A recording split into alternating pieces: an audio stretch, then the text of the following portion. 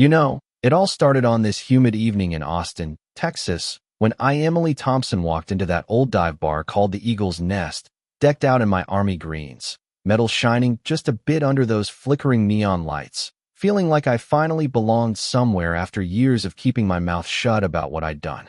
But the second I stepped in, conversations died, heads turned, and this grizzled bartender, Mike, with his faded Vietnam tattoo peeking from his sleeve, gave me this look like I was some kid playing dress-up in daddy's uniform. He leaned over the counter, eyes narrowing, and said, "What'll it be, soldier?" Testing me right off the bat, and when I corrected him, saying I was Special Forces, Delta Detachment, 3 tours in the sandbox, the whole place went tense. You could hear a pin drop. Man, the skepticism hit like a sandstorm. These guys, mostly older vets nursing their beers and swapping stories, started whispering, then outright challenging me, because back then, women in elite units?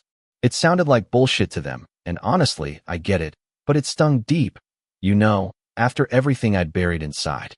This one guy, Frank, a burly ex-Marine with a scar across his cheek from Fallujah, leaned in close, smirking. "Delta, huh? Which ops? Spill it, sweetheart." His voice dripping with that mix of doubt and protectiveness, like he was guarding the sacred ground of their brotherhood from some outsider. I fired back details: classified drops in Hellman, night raids that never made the news, but they weren't buying it, shouting about how no woman could have been there, not in those years, and before I knew it, phones were out, videos rolling, and Mike slammed my beer down, growling, "We don't tolerate fakers here. Lady Stolen Valor's a low blow to every real hero in this joint." My heart raced, anger bubbling up because I'd earned every scar, every nightmare, but they saw me as a fraud, a civilian chasing clout, driven by some petty jealousy or whatever twisted motive they imagined, and it escalated fast. Someone called the cops, accusing me of impersonating an officer, and just like that, I was in cuffs, protesting my innocence as they dragged me out, the crowd jeering, "Get her out of here." The nightmare didn't stop there. It snowballed into this media circus.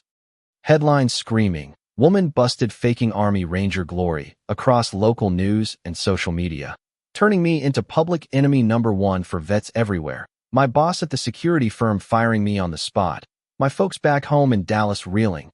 Mom crying on the phone, "Emily, honey, just tell us the truth. We can't afford this shame." And Dad, ever the skeptic, grilling me about timelines that didn't add up publicly. In that dingy county jail, isolated from inmates who spat "phony" under their breath, I clung to my story, whispering to my overworked public defender, Lisa Grant, about docs in a safe deposit box proving it all, but she looked doubtful, warning, "The DA's gunning for you, Laura Vickers. She's built her career on veteran rights. Sees this as her big win against disrespect." The prelim hearing was brutal. Vets testifying against me. Frank on the stand sneering. She spun tales like a pro, insulting us all.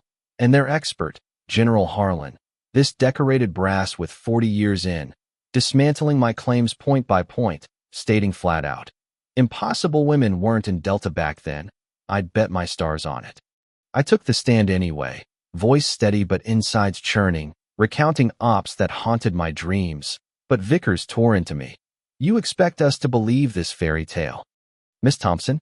Public records say otherwise." Leaving the courtroom buzzing with conviction of my guilt, me back in my cell, wondering if the truth would ever surface, the weight of it all crushing my spirit, making me question if silence had been worth it. But then, twist of fate, General Harlan showed up at the jail 3 days later, looking uneasy, saying, "Something's bugging me about that tattoo of yours." And when I rolled up my sleeve, revealing the intricate ink with chords, dates, symbols only insiders would know, his face paled, muttering, "These aren't public. How the hell?" It hit him like a revelation, those details tying to black ops he'd touched in his career, and suddenly he was digging, calling old Pentagon buddies, uncovering whispers of experimental programs, pilot integrations for women in spec ops, buried deep to avoid scandals if things went south, identities scrubbed for deniability. He got heat for it too. Shadowy suits showing up at his hotel, warning, "Drop it, General, national security's at stake." But Harlan, with his old-school honor code, pushed back, thinking of the injustice if I rotted for serving in the shadows. Meanwhile, Lisa hooked up with this sharp journalist, Anna Brooks, who started peeling layers, her article dropping bombs about hidden trials, anonymous sources confirming a handful of women like me had been guinea pigs. Their records vanished to protect the brass from backlash. The backlash flipped everything. Harlan went public, holding a presser, admitting, "I was wrong, there's more here, classified stuff that changes the game," sending shockwaves. Vickers fuming in her office. "This undermines everything." As media shifted, some calling me a hero, others crying cover up. In a secure room, DOD reps grilled me, finally nodding, "She's legit." And just like that, charges dropped. Vickers at the bench, voice tight. "Based on federal input, we're dismissing all of it." The courtroom erupting, me walking free but warned. "Keep quiet, Thompson, some secrets stay buried." It was cinematic, stepping out into the sunlight. Harlan waiting, shaking my hand with a gruff, "Sorry for the hell. Kid, you deserved better." While skeptics like Frank grumbled apologies, but others, like this blogger Vance Keller, kept ranting online. Where's the proof? Smells like a fix.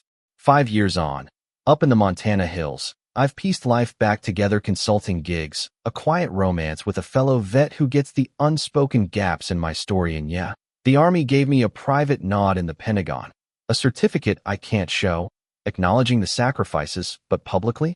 It's murky. Some folks still whisper fraud. Others hail the hidden warriors.